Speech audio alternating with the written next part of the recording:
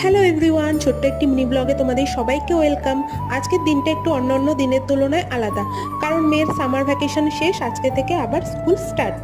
ওই ভোর 5টার দিকে উঠেছি, আর উঠেই চলে এসেছি রান্নাঘরে, কারণ মেয়ে কিছু খেয়ে যাবে আর টিফিনও কিছু নিয়ে যাবে। তাই টিফিনে কি দেবো করে ভাবলাম ঘরে ফ্রুটস রয়েছে, ওটাই দিয়ে দিই, আর একটু রুটি খেয়ে যাবে। আঙ্গুরগুলোর মধ্যে এতটাই দানা ছিল যে ও বেছে খেতে পারবে না, তাই কেটে দুটুকরো করে দানাগুলো বার করে দিলাম। আর মিষ্টু স্কুলের জন্য একদম রেডি, বাসও এসে গেছে, এখন ওকে বাসে উঠিয়ে দেবো, ও স্কুলে পৌঁছে যাবে। মিষ্টুকে বাসে ছেড়ে দেওয়ার পর আমাদের যে কাজটা ছিল সেটা হলো একটু বাজার করা, একটু মাছ একটু সবজি নেওয়া। তাই এখান থেকে দেখো ওর বাবা একটু পুঁটি মাছ বেছে নিচ্ছে, সাথে একটু চিংড়ি মাছও নিয়ে নিতে বললাম, কারণ মিষ্টু চিংড়ি মাছটা খেতে অনেকটাই পছন্দ করে। আর এখান থেকে নিয়ে নিয়েছিলাম একটু কুমড়ো শাকগুলো বেশ টাটকা দেখলাম, তা ভাবলাম একটু নিয়ে নেওয়া যাক। আজকে আর মেন বাজারে যাওয়া হয়নি, রাস্তার দুপাশে বাজার বসেছিল, ওখান থেকেই বাজারটা সেরে নিয়েছিলাম। ব্যাস, ব্লগটা এই পর্যন্তই। যদি ভালো লাগে আমার চ্যানেলটা সাবস্ক্রাইব করে পাশে থেকো।